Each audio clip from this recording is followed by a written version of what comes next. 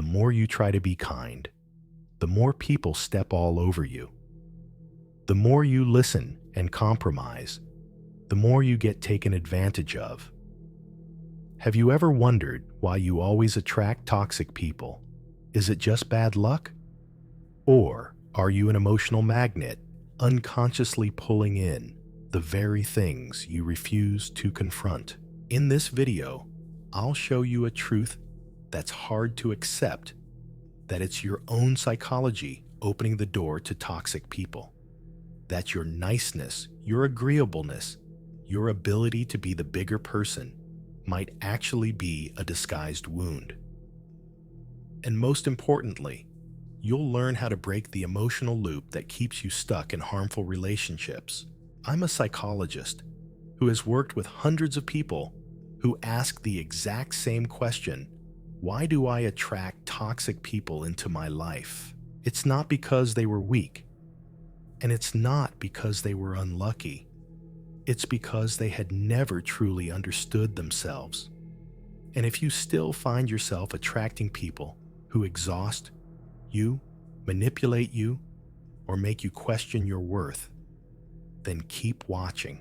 Because right now, we're going to begin the journey of uncovering what's been silently controlling you from the inside. There's something most people never dare to look at themselves. Not the version of you that you show the world, but the part you've buried deep. Carl Jung called it the shadow, the aspects of your personality you repress, deny, or can't accept. But here's the terrifying truth: what you reject doesn't disappear. It controls you from the dark. And when you're unaware of it, you'll start attracting people who live it out for you. You ever wonder why you keep ending up in toxic relationships? With people who constantly demand your compliance, your explanations, your emotional labor. It's not random. It's not fate. You're unconsciously pulling in people who act out the parts of you that you've disowned. When you're afraid of anger, you attract those who are angry for you. When you try to be endlessly nice, you become fertile ground for manipulation. I had a client, once a woman in her 30s, who proudly claimed she never got angry. She was always calm, always the peacemaker. But she was in a relationship with a man who constantly belittled her, controlled her every move, and made her feel like she was always wrong. She didn't come to therapy to leave him. She came to learn how to be a better partner. When I asked her if she ever felt anger, she gave me a faint smile. I don't know what that feels like. That wasn't compassion. That was emotional paralysis. Here's the problem. When you suppress natural, valid emotions, like anger, like the need for respect, like the right to say no, they don't disappear. They find another way to return. And the most common way, through the people you let into your life. You become a victim, not just of them, but of the parts of yourself you've refused to heal. Many people try to change their external strategy, new job, new environment, new friends. They read books on boundaries and communication. But unless that inner magnet gets dismantled, you'll just keep reliving the same pattern in a different context. So ask yourself this: what part of yourself have you rejected? Do you really know what you want, what you hate, or are you just playing the nice person to stay loved? Healing doesn't start with avoiding toxic people. It starts with no longer being someone easily controlled, with facing your own shadow instead of running.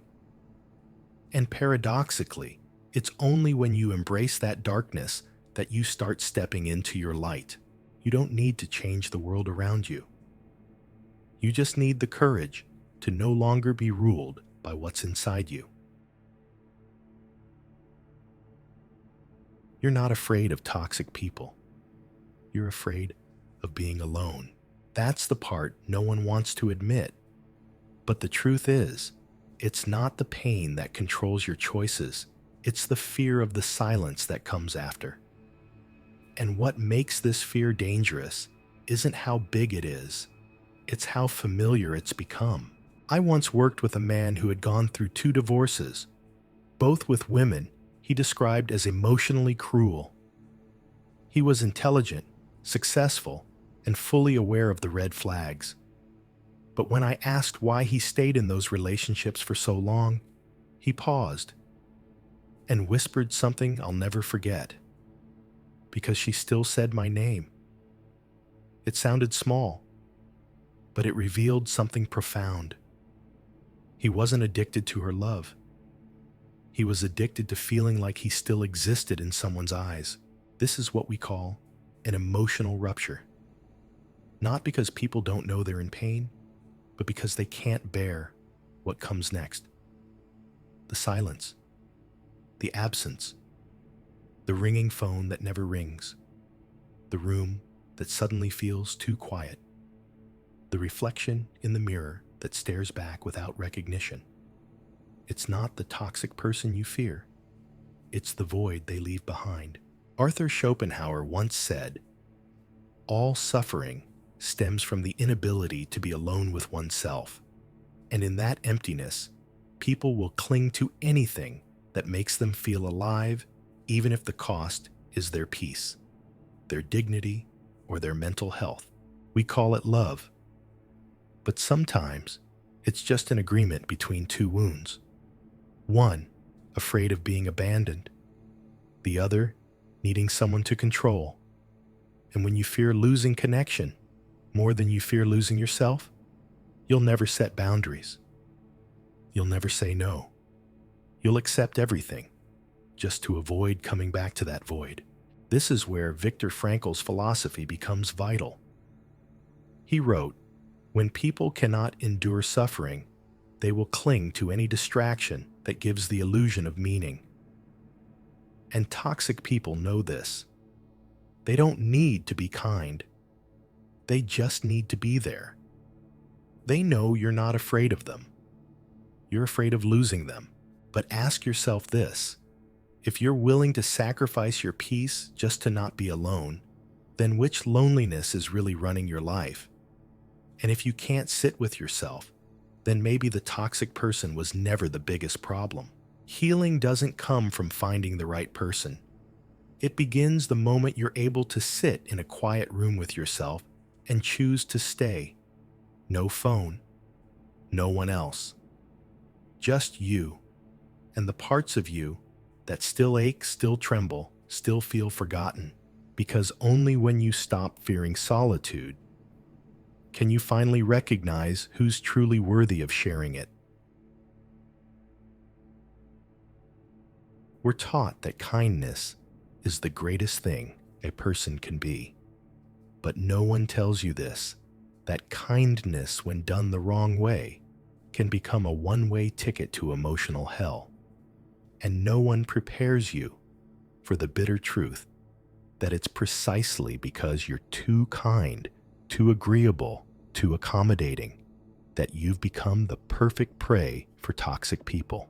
Nietzsche once said, "The weak often hide their cowardice behind a mask of morality." Some people aren't genuinely gentle. They're just afraid of being disliked. They're not actually kind. They just don't dare to say no. And maybe you're one of them.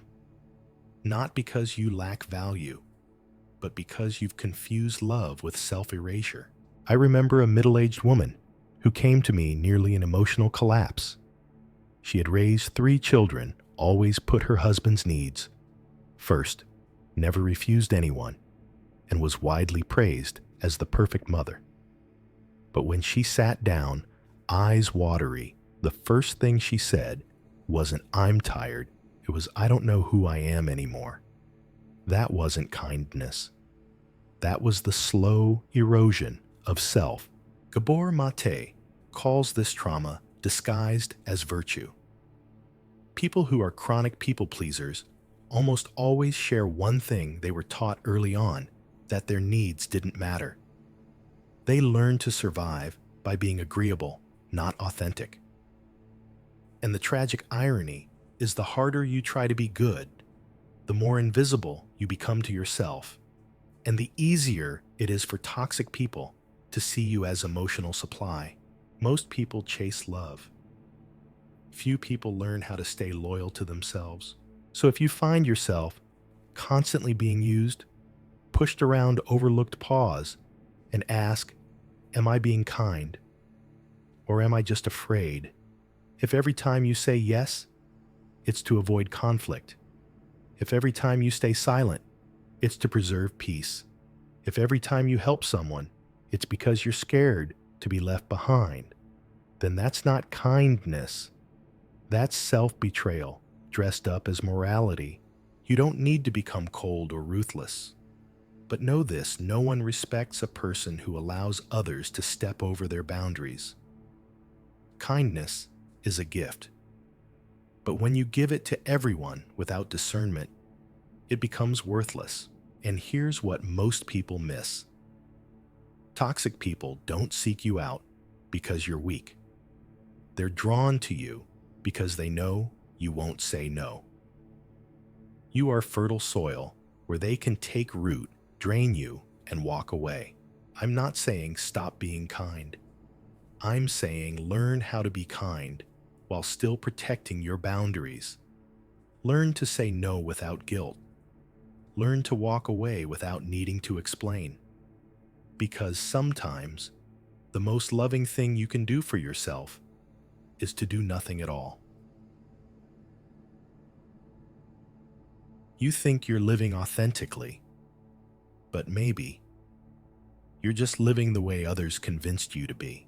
Jean-Paul Sartre once said, "Hell is other people, not because they're evil, but because they carry distorted mirrors. Mirrors that reflect back a twisted image of you, and over time you begin to believe that's who you really are.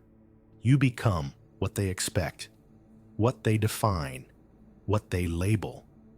And when you live too long under the light of someone else's gaze, you forget what your true shape ever was." Carl Jung called this projection. Other people throw their psychological shadows onto you, and you unconsciously absorb them as your own.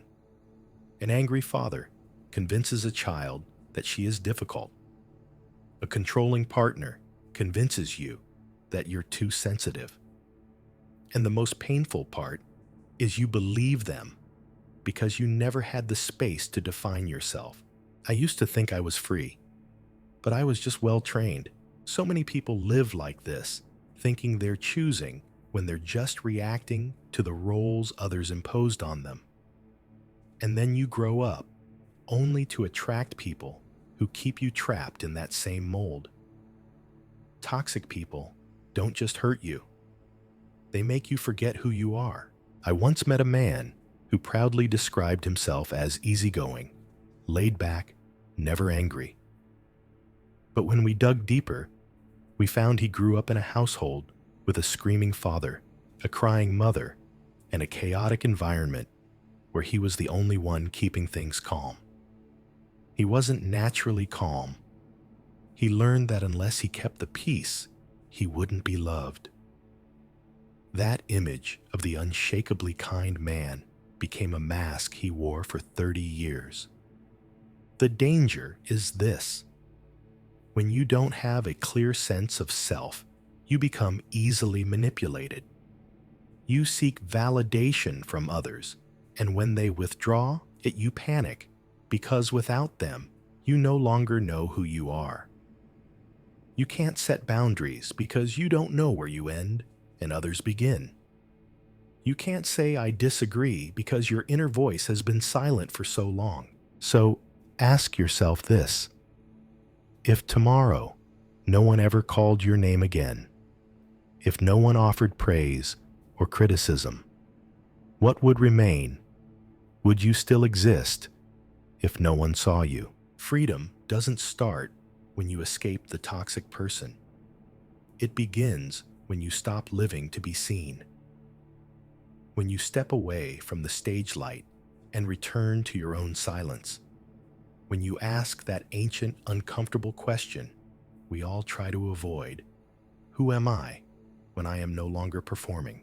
Only when you step out of others' projections can you begin to see your true reflection, not distorted, not shaped by anyone else's gaze, just you, unfiltered, and finally real.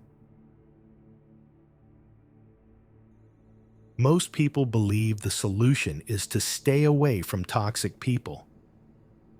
But that's only half the truth. Because if your inner programming remains unchanged, you'll recreate the same relationships even after leaving the old ones behind. Viktor Frankl once said, "Between stimulus and response, there is a space. And in that space lies our power to choose. In that choice lies our freedom." The problem is, most of us go through life never seeing that space. We react automatically. We reach for the same pain because we don't know how to pause. We say yes because we've always said yes. We stay silent because we were taught it's safer than speaking. We shrink ourselves because we think it keeps us loved. You don't need to learn how to avoid bad people. You need to learn how to become someone who can no longer be easily controlled. And that doesn't come from tactics. It comes from awareness. Awareness is the first break in the unconscious chain. When you stop and ask, why am I reacting this way? Why do I feel guilty setting boundaries? Why do I feel ashamed when I say no? Those questions are where freedom begins. I once worked with someone who had been used by friends for almost a decade. She always said, "I just don't want to hurt their feelings." But when I asked, "What about your own feelings?" she went silent. She had never considered that her own pain mattered. And in that moment, when she realized she had the right to be angry, the right not to reply, the right not to explain, she began to step out of the loop. Awareness is rebellion. To wake up is to revolt against everything your past taught you to accept. From there, the real journey begins. You no longer search for someone else to rescue you. You start rebuilding the relationship with yourself. You learn to sit in silence without feeling hollow. You revisit old memories, and they no longer control you. You face the fear within, and for the first time, you don't run. Freedom doesn't come from the outside. It comes the moment you stop reacting blindly. It comes when you choose yourself again and again, even in the smallest of ways. Like refusing a plan you don't want. Like staying quiet when someone tries to provoke you. Like walking away, not because you're cold, but because you no longer need someone to prove your worth. You're no longer the person who gets pulled into toxic cycles. You've become someone those cycles can no longer reach. We began with a question that many people carry silently. Why do I always attract toxic people? And the answer doesn't lie in them. It lies deep within you. You are an unconscious magnet pulled by the parts of yourself you've rejected. The shadow, as Carl Jung describes it, is what draws in the very things you refuse to face. And when you're disconnected from that part of yourself, it shows up in the form of the people you allow into your life. You accept these people not out of love, but because you're afraid of being alone. The silence, the stillness, the absence of being needed, those things scare you more than any relationship ever has. And in that fear, you sacrifice yourself to avoid facing your own reflection. You think kindness is the solution, but sometimes kindness is just fear of conflict, an unresolved trauma dressed up as morality. And because you don't set boundaries, people step all over you. You're not being manipulated because they're strong. You're being manipulated because you've forgotten who you are. You live in the light of someone else's gaze, in the labels they gave you, in a version of yourself you no longer recognize. But then, the awakening begins. Between stimulus and response, there is a pause. And in that pause, you have the power to choose yourself. When you realize you no longer need anyone to validate your worth, you begin to step out of the cycle. You stop chasing, stop performing, stop offering your soul for temporary connection. You don't need to become someone else to be loved. You just need to become conscious enough to stop letting what hurt you in the past define who you are today. And if you're standing in the middle of your own ruins, in the aftermath of relationships that made you doubt your worth, this isn't your end. It's your beginning.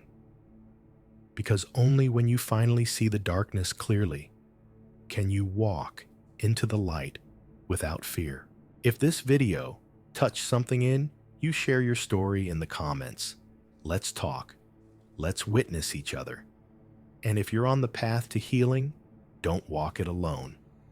Subscribe now, because the next videos will be walking alongside you step by step as you return to the one person you've always needed most yourself.